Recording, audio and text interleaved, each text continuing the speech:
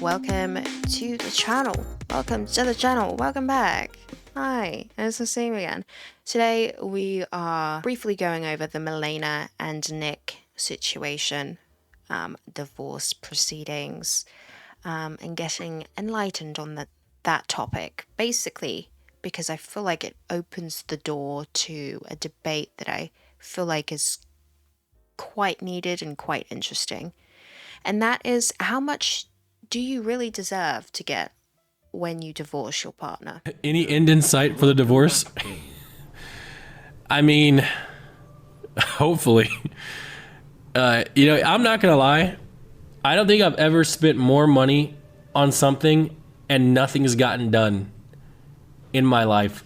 I really think lawyers just on both sides just file motions so they continue to get paid. The reason Nick's divorce is so polarizing is because he started out claiming there was no drama or fighting. But I can't say there's no fighting or anything. So if anyone's looking for fighting or drama, it's not there. Only for Malena to accuse him of financial abuse, which in some of the newest filings, she lays out some of her proof. It's quite sad that these two have ended up in this kind of situation where they are obviously separating, divorcing. I can only imagine being a streamer couple and streaming and living together and being together. Is the pressure of that is unreal, I'm sure. Malena also accused Nick of cheating on her while she was tending to her mom. Pointed out how Nick is spending all their money on xoxo. In the new court document, she finally names Nora the Explorer and Kachi as having a romantic relationship with Nick, but we will get into that later. There is no legal separation in Texas. So if you have moved on before that final divorce decree has been signed, that is considered adultery. This is likely why Nick and Kachi are trolling about them having a friendship but keep getting caught slipping. I'm glad you guys are happy and in love. Yeah, we're just friends. Excuse me.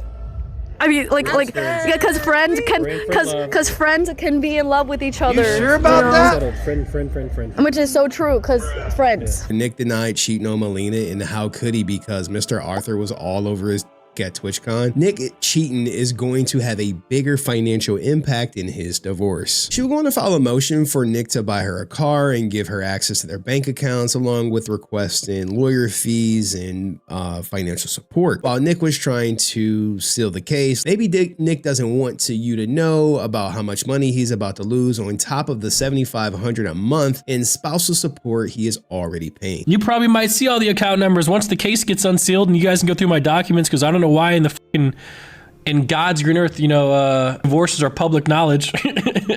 So you have your opportunity soon enough, motherfucker. Nick's divorce is about to get more expensive because Malena is officially asking for more than half, and I suspect Tectone knew this because he said this in the clip. I'm gonna say a hot take. I think Malena treated Nick like shit. I do. I am genuinely someone in the side of, I think Nick was actually too good for Malena. I think Malena was a vile, bitter, cruel, disgusting person. I've never had anybody be worse to me than Malena, because she's very pro-woman. Yeah, no, I mean, I think NMP just lost a lot of weight and wanted to lock the in order to secure a girl. That way he would see that Nick can succeed even without her. And now she's trying to take 70%, which is like, ugh, Jesus. I mean, damn. And it's crazy how the internet is so against NMP that they actually think she deserves all that money and Nick doesn't deserve any of it. So she's asking for 70%, leaving him with 30. I think is really quite cheeky, to be honest. I haven't heard anything of oh, he categorically did this and she categorically did that. Probably grown apart for the past however amount of time. 70-30 is crazy in my opinion.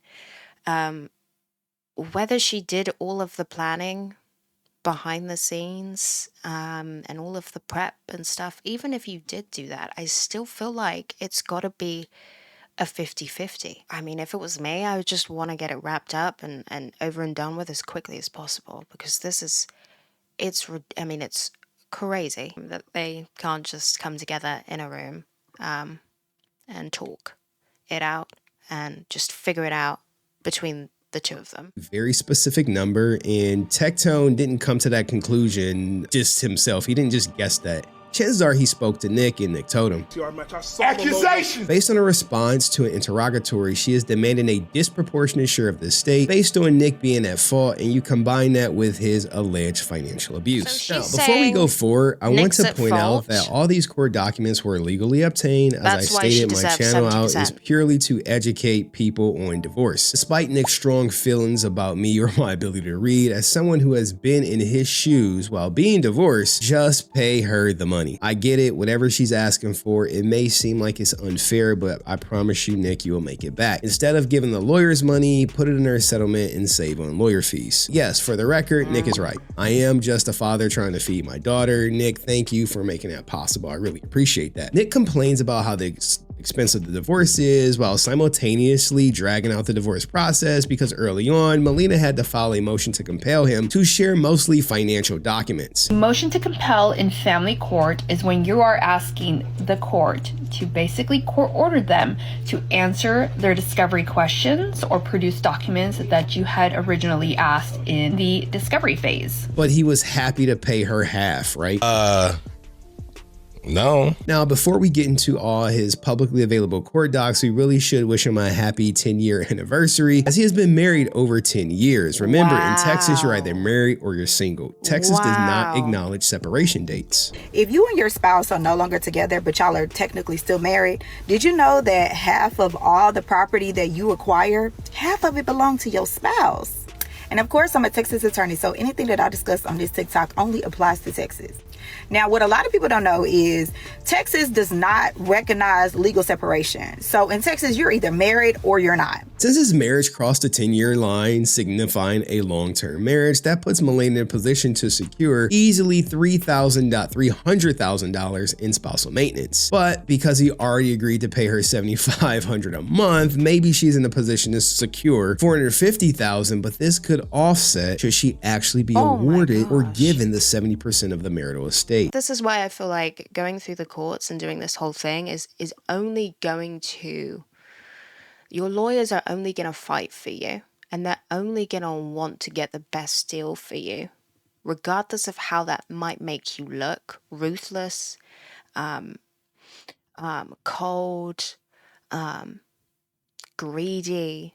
They don't care. They're not going to care. They just want the best deal for you, so they get the best deal for them. Get, a professional or two who you feel like you need in the room, and just the person that you're divorcing. Like, that's it. Right? And like a couple of days of it, because you're going to talk. You're going to talk for hours, right? You're going to get things sorted out. It shouldn't take months. It shouldn't take months. It should not. It really should not. It shouldn't take thousands and thousands and tens of thousands. This is based on most of the court orders she filed on September 17th. This was a victory for Nick because remember, he wanted mediation. He requested the court compel Malena to enter mediation, and it was granted. Mediation officially started September 30th, but not sure how it's going considering he's still not streamed on his main channel, and according to Malena's filing, she's still locked out of the marital accounts. Should mediation become a failure, there are some key dates that Nick has coming up. If Nick and Malena fail to agree on a buyout date, according to the judge's notes, the two will have a trial date set for January 12th, 2026. The date of December 15th, 2025, that was set, which may turn into a settlement conference since it's already on the books. Don't worry about him commenting on this because both of them are enjoined from doing so. On July 30th, they both agreed not to make public comments regarding their ongoing divorce. I do hope that she realizes that even if she does deserve that on paper, she did this, she did this, she did this, she planned this, she made this, she did this, she got him out of bed, she edited videos, like whatever the case may be. It's better to be the bigger person, and it's better to walk away knowing that they're good and you're good, and that you've played fair. Even if you feel like you were cheated out of more that you felt like you deserved, like, you just make it fair and step away and walk away. and that's it. It's in his best interest to come to a deal because Nick is on the hook for legal fees. He already shelled out $25,000 to our lawyers. Should mediation be 25 unsuccessful, Nick will have to pay another $25,000 to our lawyers. On top of that, Nick has to pay Malena's experts $25,000. All of this money is to come out of community funds. Any money Malena receives, Nick will get a credit for when it comes down to the financial settlement number. Nick, I audit attorney fees. Look up legal audit services if they tell you to pay for Malena's fees. It doesn't work that way. It's all community estate. For example, let's say she ends up collecting $200K in support and legal fees, and Nick uses about $100K for his legal fees. Then it turns out the combined community estate is worth $1 million. Then Nick would only owe Malena $300,000 to file his divorce. But I suspect they're worth more than $1 million, and Malena will walk away with more than 50% anyway, as she has a slam dunk case. Do not worry, we will get to the community assets listed in the court filings. Continue to go through the agreed orders. Nick has to reissue a new credit card for Malena from their Chase account. Remember, she claimed she was frozen out of all the accounts, and it looks like she will have a credit card now. But I saw no mention of her having access to any other accounts in the court filings. So maybe the judge just is going to let Nick continue to control all of the family accounts and pay her out of it. That is really interesting, actually, that she has now been granted a credit card. So what, she had no account? Like, I mean, she had none. She had no bank accounts that she could use that's tied in any way to their career. I mean, that's pretty scary for her. She needed at least one account, right? She needed at least one account. When it comes to the division of property, she objects to answering it because it will require her to show all her proof, and she intended to offer it up at trial. However, she is firm on wanting a disproportionate division of the community assets based on being Nick's fault and them breaking up, along with her future earning power, future opportunities, and separate property of the two of them. So if Malena is asking for 70%, leaving Nick with 30, if it was because of some other reason, you know, that we just don't know of, then I can't speak on that. But if it's purely she's asking for 70% because she feel like she might be able to get away with it through the courts because of Texas being you're either married or you're not. If you're separated and moved on to the next person, then that still counts as cheating. If she's using that just to her advantage, I think that's a really low tactic.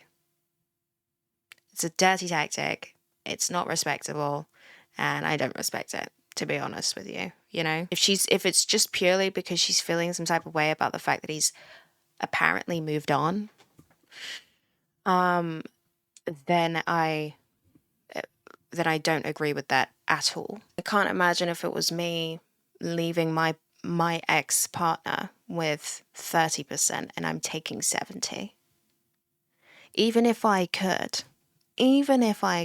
you know, if it's other stuff, fair enough. I can't speak on that at all. Crazy part about this divorce proceeding is Nick's lawyer asked Malena if she ever spent over $500, which she objects, but she does name 3 instances which were gifts. Person 1 was given a gift that cost $1,800. Person 2 was given a gift that cost $3,150, and person 3 was given an iPad as a Christmas gift, which all purchases, get this guys, was approved by Nick. Can you imagine wanting to buy a friend or a family member a gift, and you have to ask your millionaire husband permission to buy something that costs less than $2K or an iPad? Like, what the fuck? Am I allowed to buy something from here? Yeah, are you gonna carry it around? Why are you asking me? Like, you don't control the money. Holy shit. So Nick was really, really, really, really in control of the money? Like, Nick was, like, in control of the money? Like, had the cards? Like, would be looking through the bank statements? Like, would be looking through the pay in, pay out section of the app, banking app? You know. Really? This is marriage, right? This is marriage. Like, once you, like, get married, it's a union. It's a union of 2 people coming together as one. in the eyes of the law and in the eyes of a higher power, God, right? It's no joke. You know what? I could see probably on Malena's part that getting quite frustrating. Married for 10 years and has to ask, particularly when he's a millionaire, particularly when he has a lot of money. That is a bit strange. She reiterates that while they traveled to Spain to care for her mom, who was battling cancer, Nick left to travel to Amsterdam to attend TwitchCon. When he returned, she found photos and pictures and messages between him and another woman in his phone. Considering Malena name drops Nora the Explorer and is catchy later, do you think that the woman in his phone was a different woman? She explained that throughout the marriage, Nick maintained exclusive control over the finances, along with unilateral decision-making on spending and distribution of funds. Any of her spending had to be requested and then approved by Nick. Lastly, she states Nick was very controlling over their online presence and content they posted online. The three above purchases and him controlling all the money lays the foundation for financial abuse, which ultimately gives the discretion to the judge to again award her more than 50% of the estate. Okay, interesting. Let's talk about financial abuse. If you and your spouse have agreed that your spouse is going to work and you are going to work in the home, meaning take care of the home, take care of the daily needs of the children, you should still have access to your marital funds, meaning your spouse's paycheck. If you don't, that is financial abuse. If you have to ask your spouse for a credit card, their credit card, to get cash or buy groceries or buy clothes for your children, that is financial abuse. Maybe, in the beginning, okay, you might be, a little skeptical. You might have trust issues. You might be a little apprehensive. You don't know how much she's really going to spend. You don't know if she is sensible with money. But after 10 years of marriage, Nick, I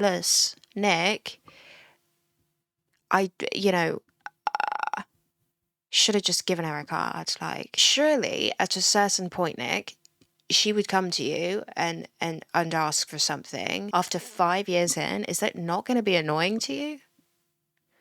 Is it not going to be like, yes, get it, I don't get because $200 and we have an income of like $50,000 a month. That $200 will be okay. Spend it. Not to mention, she accuses Nick of spending their community funds on gambling, trips, paramours like it's Kachi, and excessive gifts. Literally, Nick is caught in 4K spending money on his Kachi and taking trips with her. Oh, my man is down. Atrocious. 11K? $11,000? I would just say you are a generous person, right? I want to explain. That answer costs $11,000. What'd you say? That answer costs $11,000. Girl, you know it didn't cost that much. Oh man, dude. Tell him it didn't cost that much. No, wait, wasn't it like 14K?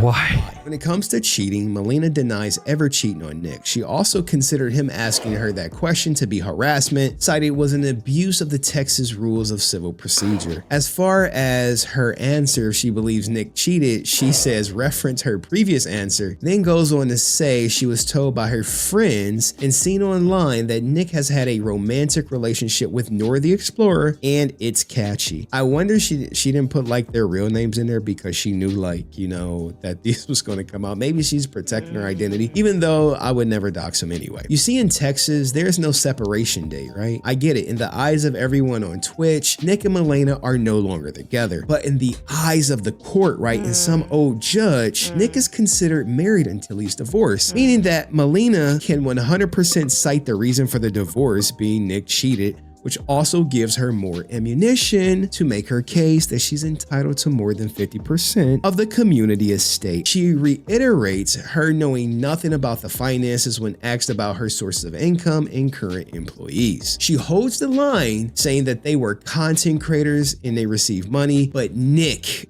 controlled the finances, stating she has been in the dark for all of the money that they have earned. Next, Malena makes it clear that she stopped her career to support Nick when he asked her about her employment. She says she was employed as an assistant. They made the decision for her to quit being an assistant and help create content with Nick full time. This concludes her answers to the interrogatories, but after all that, what is she still asking of Nick? Ultimately, I don't really have anything else to say about this. I think that if this was a case of being found out to have some interesting messages and photos from a lady that was found when Malena got back from caring for her sick mother, right? If Malena came back and found some sketchy messages and photos from another woman, and that was ultimately why they separated, then give her that 70%. Give her that 70%. Okay, give her that 70%. It goes deep. It goes deep for sure. And the fact that they have agreed to not speak about this until it's all said and done is I'm sure, hard for them as well.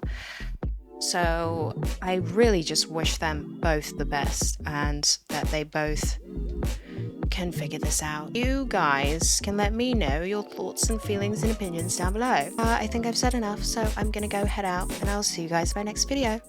Bye.